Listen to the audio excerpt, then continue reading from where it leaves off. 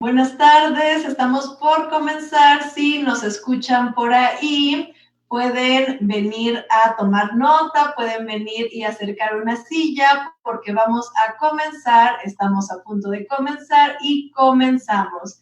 Bienvenidos a todos los que nos escuchen. Yo soy Lilia Ábalos para CRM Noticias y estamos de fiesta esta semana porque tenemos la fortuna de hacer una cobertura especial para el Festival Huellas, el quinto encuentro de novela negra del Centro de las Artes en San Luis Potosí, México. Y con motivo de esto, estoy yo muy feliz de tener a una de las invitadas a este festival, que es Elpidia García. Hola Elpidia, ¿cómo estás? Hola, buenas tardes. Muy bien, muchas gracias. Gracias por la invitación. No, de nada, pues gracias a ti por haber aceptado esta charla, donde justamente la promesa que le hicimos tanto al público como a ti es que platiquemos un poco de tu trayectoria como escritora, de tu obra y bueno, de tu vida también, de tu vida como escritora, que me parece que también está muy emparentada por las circunstancias particulares en donde has vivido, lo que te ha tocado presenciar. Pero bueno, les presento a Elpidia. Elpidia es de Ciudad Juárez, Chihuahua, y además se ganó en el 2018 el Premio Nacional Bellas Artes de Cuento Amparo Dávila, que es pues uno de los premios de cuento de mayor prestigio en el país. Así que bueno, Elpidia, este es un gran reconocimiento que tienes. Y la obra ganadora de este premio fue El hombre que mató a Dedos Fríos. Pero bueno, además, Elpidia, de tu biografía sobresalen también otras dos cosas que me parece que es importante mencionar. Una, que tú fuiste trabajadora de maquiladora en Ciudad Juárez, que ya sabemos que es parte pues muy importante para entender la cultura de Ciudad Juárez. Yo creo que sería imposible entender qué pasa en Ciudad Juárez si no nos detenemos a ver qué pasa en las maquiladoras. Pero además también me llama mucho la atención que desde el 2004 tú tenías un blog donde hablabas de lo que ocurría en las maquiladoras, que justamente se llamaba Maquilas que Matan. Entonces, bueno, me gustaría comenzar un poco a preguntarte acerca de este blog Elpidia, porque también me parece que el blog nos da esta oportunidad de generar una escritura autogestiva. Digamos, no dependes de ningún editorial, no dependes de ninguna institución, de ningún periódico, de ninguna revista, y es un medio en el que te puedes expresar y que también al estar relacionado con la red, con el internet, pues también puede llegar a más lectores. ¿Cómo fue para ti el comenzar publicando justamente en un blog que tiene estas características? Pues a mí me parecía una maravilla, los blogs, porque precisamente yo empecé ese blog cuando dejé mi último trabajo en la maquiladora después de haber trabajado 33 años allí. Entonces, para mí fue una oportunidad muy grande de poder expresarme. Aparte, podías pues incluir imágenes, incluir enlaces de noticias, pues como lo que ahora se hace, ¿no? En todas las redes, pero en aquella época, en el 2006 aproximadamente, que fue cuando yo abrí ese blog, pues era una novedad. Y entonces fue como un boom y muchos blogs que siguen existiendo, siguen existiendo los blogs y algunos muy especializados que son fuente de información que no se encuentra pues en otro tipo de redes. Entonces, desafortunadamente yo tuve que irlo haciendo a un lado poco a poco conforme estas otras nuevas redes siguieron saliendo, ¿no? Pero yo ese blog lo aproveché para empezar precisamente a desarrollar mis habilidades de escritura, a contar pequeñas historias, pequeñas anécdotas, ficciones, pero también ideas u opiniones que me parecían interesantes con respecto a la maquiladora. Una maquiladora que, como todos sabemos, pues que es un instrumento de la globalización y que normalmente se caracteriza por tener bajos salarios, sobre todo para los trabajadores, para los operarios, ¿no? Para los que ganan salario mínimo. Entonces las condiciones de explotación pues son bien sabidas, además de que son largas jornadas de trabajo y todo eso, ¿no? Entonces a mí me parecía muy importante expresar esos puntos de vista de manera libre, ¿no? Y sin ninguna cortapisa. que pudiera yo escribir al respecto. Sí, y esto que mencionas de la explotación laboral me parece muy importante mencionarlo porque en realidad pues yo creo que no es para nada un eufemismo ni una exageración la gente que dice que pues este tipo de trabajos en realidad es la esclavitud de la época moderna, no está lejos de esas épocas donde de pronto nos quieren vender que ya pasaron, donde la esclavitud ya no existe. Y Sí, justamente sí. a mí me llama mucho la atención cómo decidiste como tema, como título para este blog, pues justo maquilas que matan. A partir de que tú trabajaste en las maquiladoras Elpidia, ¿tú ya tenías esta intención o esta necesidad de decir lo que ocurría ahí y cómo fue después poderlo expresar por medio de la escritura? Sí, efectivamente, pues el mismo título lo dice, ¿no? Y bueno, no se refiere a una muerte física, sino que es una metáfora, precisamente, el nombre de ese blog, de la explotación, ¿no? O sea, de cómo también la explotación puede llegar a aniquilar a las personas en un sentido simbólico, metafórico, ¿no? ¿Por qué? Pues porque se mantienen allí muchísimas horas trabajando también sábados, trabajando también domingos, extienden su jornada laboral, trabajando horas extras después de su salida, de su turno normal. Entonces, sí me parecía a mí muy importante. Y cuando terminé mi contrato en la maquiladora, pues entonces yo fui el primer tema que a mí me llamó la atención, me motivó e impulsó algunas ideas para escribir ficciones, que son las que recopilé pues precisamente en mi primer libro que se llama Ellos saben si soy o no soy, que aquí tenemos reunidos 22 relatos, muchos de los cuales, seguramente la mayoría, pues son como ficciones alrededor de la vida laboral, en la maquiladora sobre todo, ¿verdad? Porque dicen que hay que escribir de lo que uno conoce, ¿no? De lo que uno sabe. Y entonces esa fue la razón por la que surgieron estos cuentos que están recopilados en este libro que me publicó Ficticia Editorial en coedición con la Secretaría de Cultura del Estado de Chihuahua. Muchísimas gracias y bueno, aprovechando que ya Elpidia nos mostró este libro, pues yo aprovecho para que lo búsquenlo por favor, si nos lo pueden mostrar de nuevo Elpidia, ahí lo tenemos.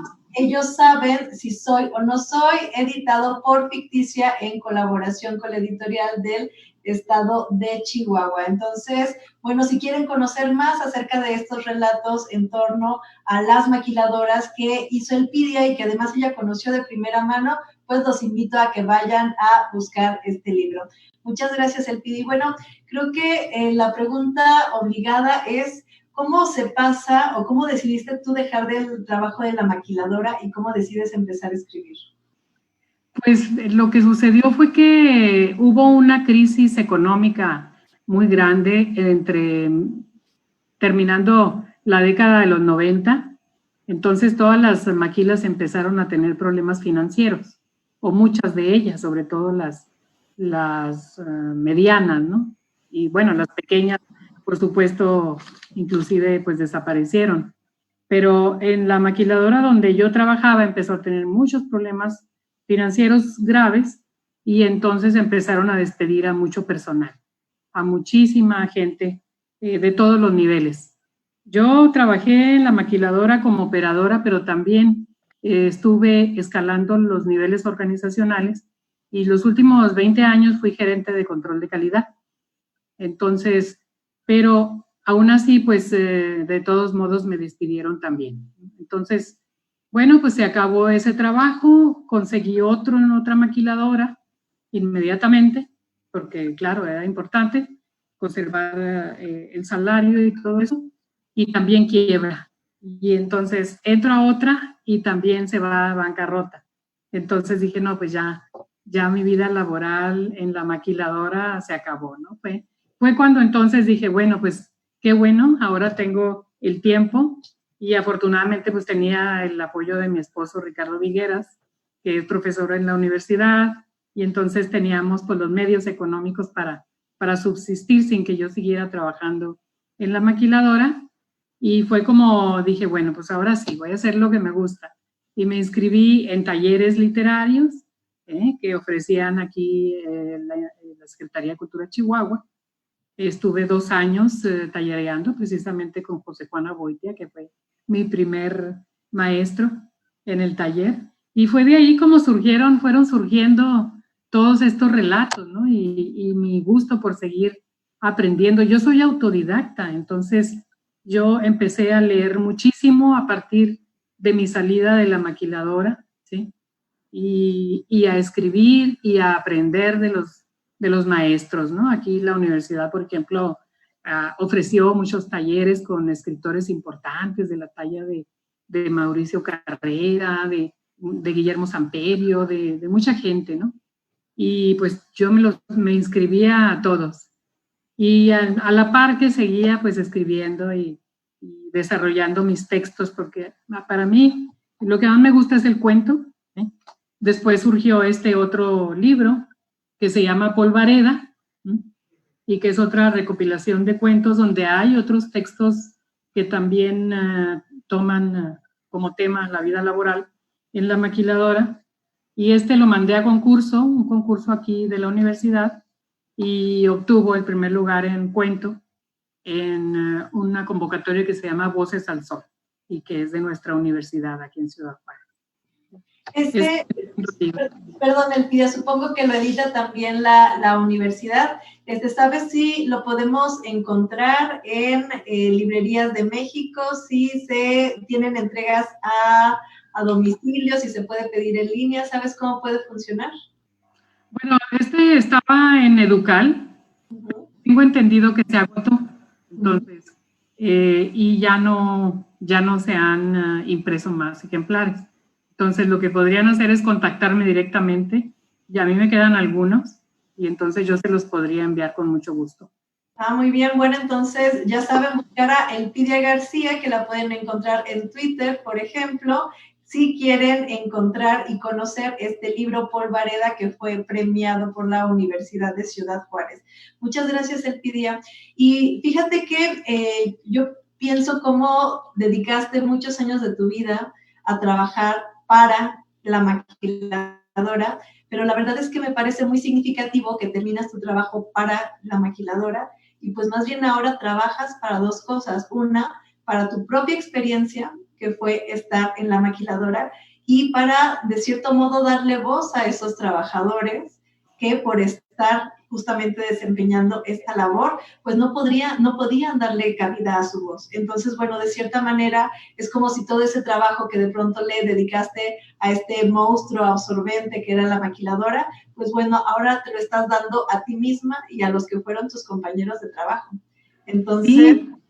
En ese sentido, pues me parece también muy importante recalcar que pues nunca es tarde para empezar a escribir y nunca es tarde como para hacer justicia ni a nuestro propio entorno, ni a nuestra propia historia, ni a lo que en suerte nos ha tocado presenciar. ¿Sobre esto podrías comentarnos algo? Sí, cómo no, claro que sí. Pues efectivamente la maquiladora, aunque fue pues todos estos 33 años de estar sufriendo un poco, ¿no? Con todos estos horarios y las cargas tan pesadas de trabajo que quienes hayan trabajado allí seguramente lo saben y saben de lo que hablo, pero finalmente sigo viviendo de la maquiladora de alguna forma, ¿no? Porque ahora también tanto la Universidad Autónoma de Ciudad Juárez como la Secretaría de Cultura de Chihuahua me han ofrecido dar talleres, talleres de escritura, y precisamente a trabajadores de la maquiladora.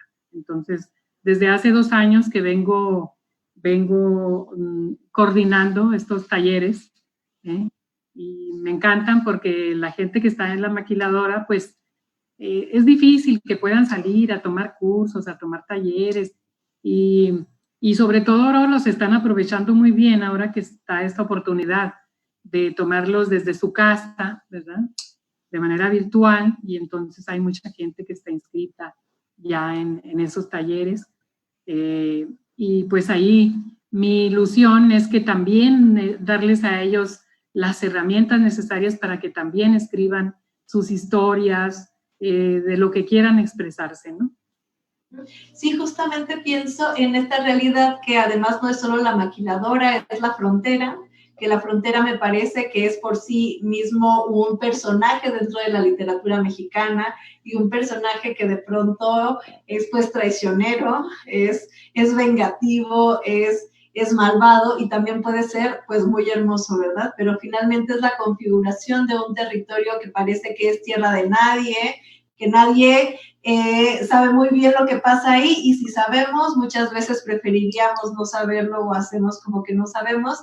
Entonces, bueno, la configuración de este espacio de la frontera dentro de tu narrativa también me parece muy importante, Elpidia, justamente porque como tú lo dijiste, hay cosas tan atroces que pueden ocurrir solamente en la frontera y en la frontera con Estados Unidos, este choque cultural, estos choques económicos, este paso del narcotráfico, que bueno, finalmente terminan configurando este espacio. Entonces, bueno, cuando decía Elmer Mendoza, por ejemplo, hay una balacera en mi ventana, ¿no? Era una realidad de violencia y de crimen que lo abarcaba todo y creo que cuando estamos inmersos en estas situaciones de crimen y de violencia tan exacerbada y cotidiana, pues estamos tan dentro de ella que muchas veces pues justamente no podemos darle cabida a esta voz, porque las cosas están ocurriendo muy rápido y muy vertiginosamente. Entonces, pues me parece que también una de las labores que tú has hecho con estos relatos, pues es darle voz a estos personajes que de pronto solo se ven rebasados por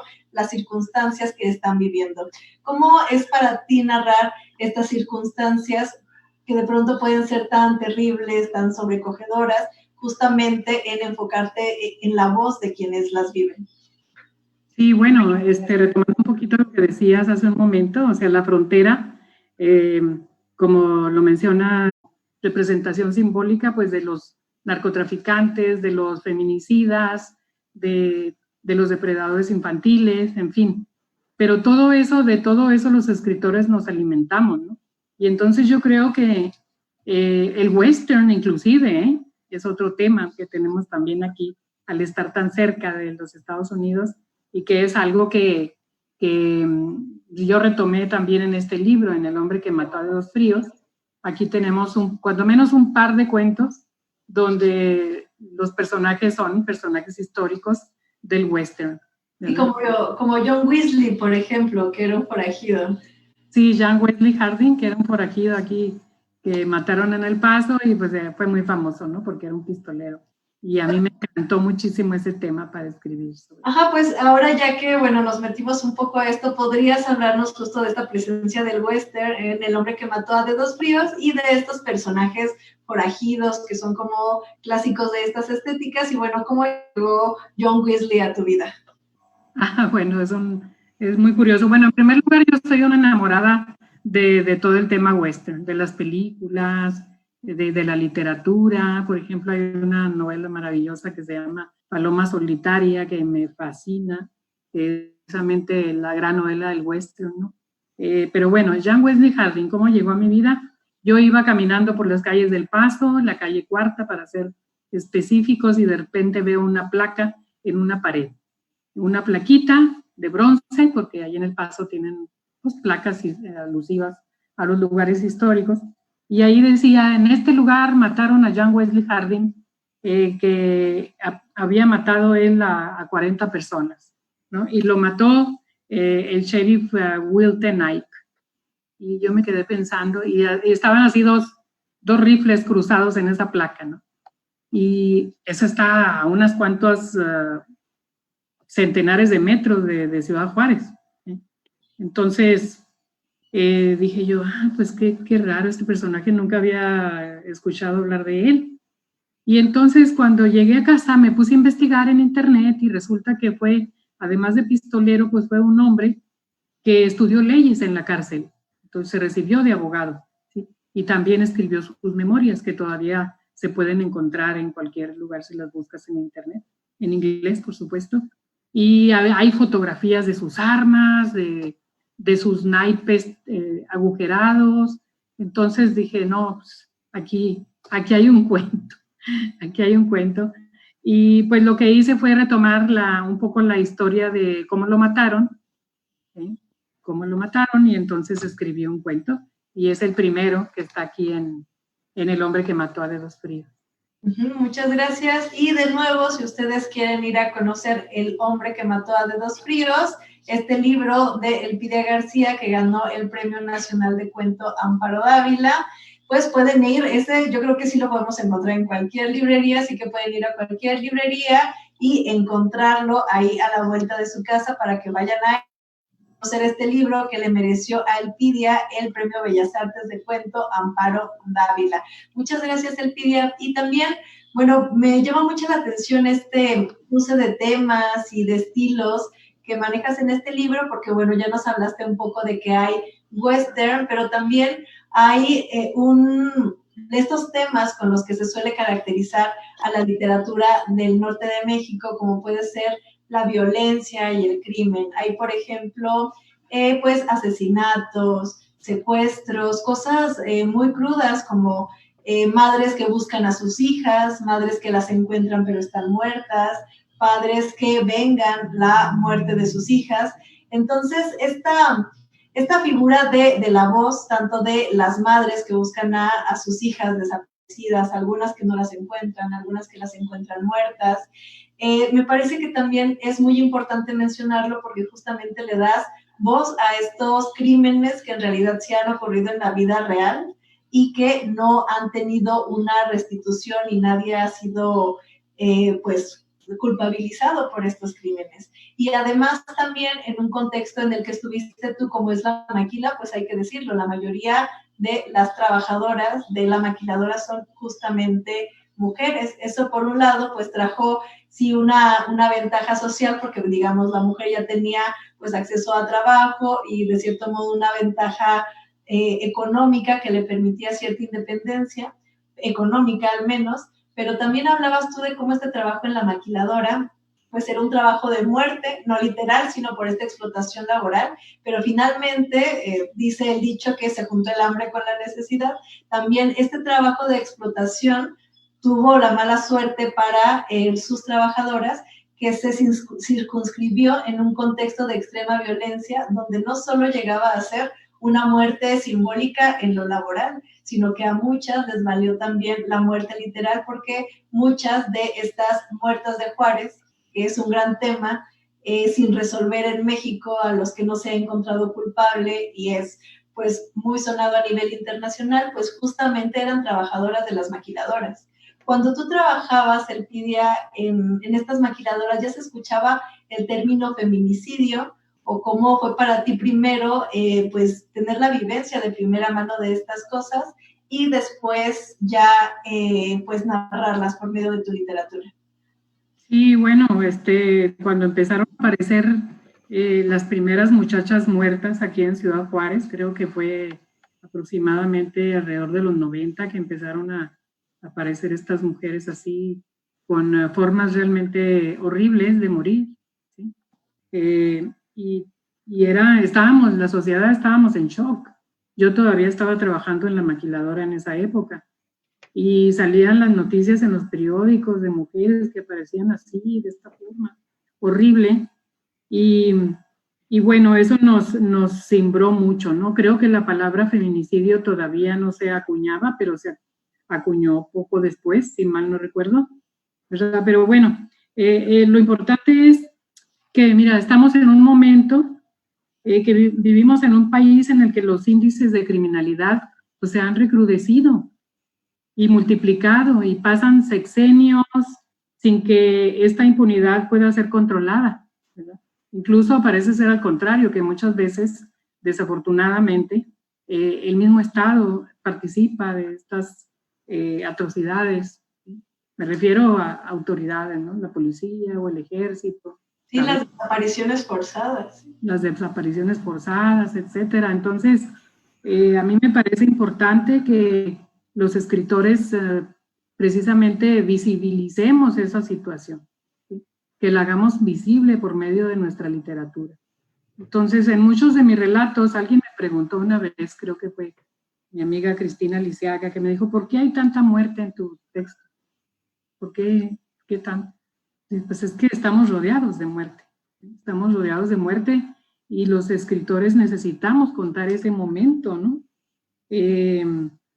escribimos sobre las mujeres que escribimos literatura criminal, pues escribimos sobre estos temas precisamente para hacer esa visibilización, ¿no? Pero también con una mirada femenina, ¿sí? Que tiene mucho que ver con los temas que a nosotras nos preocupan, ¿no? Y estamos viendo autoras, por ejemplo, que se atreven a entrarle a estos temas que suceden y que no se abordan con facilidad en la literatura. Hablo, por ejemplo, por poner un ejemplo, pues Liliana Blum, ¿no? Con el monstruo Pentapos, que tiene el tema de la pedofilia, un tema muy delicado, ¿sí? Y Fernanda Menchor con Temporada de Huracanes, Loba de Orfa Alarcón, que también muestra todas estas organizaciones de hombres ricos que también participan, ¿no? Muchas veces de estos feminicidios.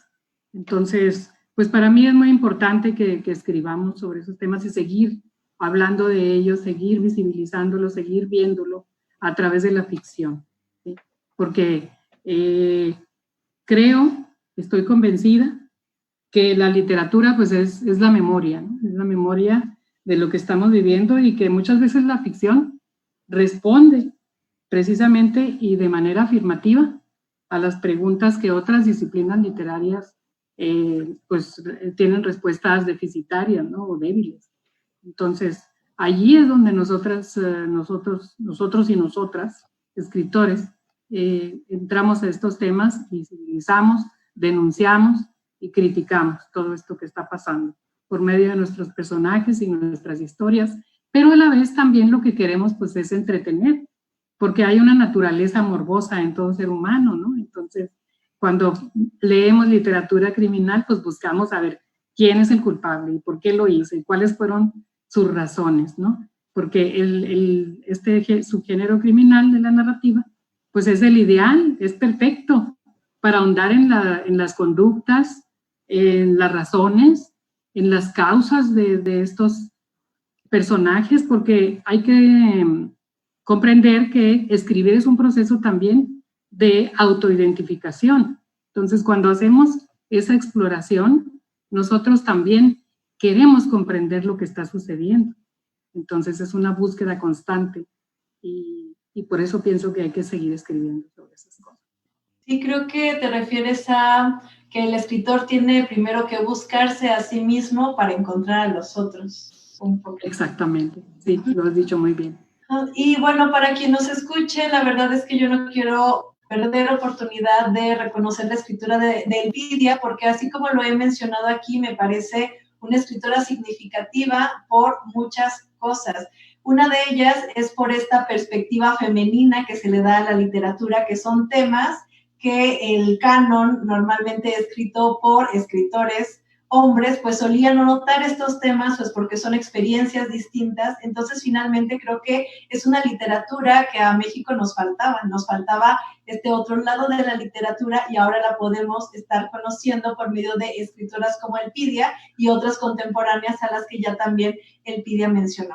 Pero además de que tenemos la incursión de esta mirada femenina en la literatura, no solo cambia eso, sino que también cambia el medio literario, porque finalmente, pues, Elpidia, además de tener esta mirada femenina, es una escritora mujer, lo cual muchas veces en las épocas históricas de la literatura en México nos preguntábamos, bueno, ¿y las escritoras dónde están? Entonces, de verdad que a mí me enorgullece muchísimo que Elpidia ya esté aquí al frente en esta línea primera de la literatura en México y que sea un referente de esto. Además de que, fíjense cómo no me siguen saliendo más cosas para reconocer la escritura de Elpidia, en esta literatura que hace se inmiscuye también en la literatura de la frontera norte y son muchos los que dicen que si ahora se está escribiendo literatura es justamente la literatura de la frontera. Entonces, además, Elpidia forma parte de este grupo de escritores y escritoras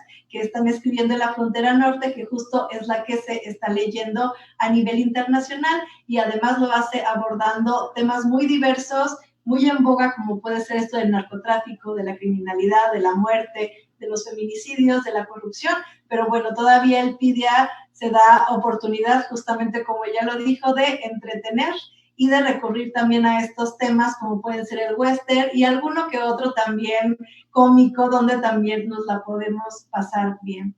Y bueno, yo quiero recordarles que si ahora pudimos tener esta charla es porque Elpidia García es una de las invitadas al Festival Huellas, el quinto encuentro de novela negra que se lleva a cabo ahora de manera virtual en el Centro de las Artes en San Luis Potosí, México. Además, quiero invitarlos, esto en realidad fue una pequeña probadita de lo que van a poder encontrar en una de las mesas que se llevará a cabo en este festival, que será el jueves 24 a las 12 horas, tiempo del centro, y en esta mesa se va a hablar de algo que se ha nombrado como las ciudades noir, es decir, las ciudades que suelen aparecer constantemente en la literatura negra, y aquí en particular se va a hablar de Ciudad Juárez.